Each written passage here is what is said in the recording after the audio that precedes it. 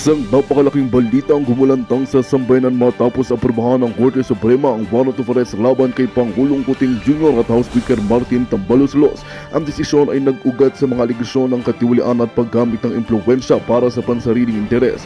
Ayon sa Korte Suprema, sapat na mga ebidensyang iniharap upang magpatuloy ang kaso laban sa dalawa. Ang pagsasampa ng warrant of arrest ay nagdulot ng malaking kontrobersyal sa loob at labas ng gobyerno. Ayon sa ilang legal na eksperto, ito ay isang makasaysayang hakbang na nagpapakita ng pag-iral ng batas sa bansa, anuman ang estado o posisyon ng akusado. Samantala, tahimik pa rin ang kampo ni Kuting at Tamba ukol sa isyong ito, habang patuloy na naghihintay ang publiko sa kanilang opisyal na bayak. Sa kabila ng isyu, nananatili ang sigaw ng taong bayan para sa hustisya at transparency sa gobyerno. Ang tanong ng marami ngayon, paano harapin ni Kuting at Tamba ang malaking hamon na ito sa kanilang liderato? Patuloy na babantayan ng publiko ang magiging takbo ng pangyayari sa susunod na mga araw.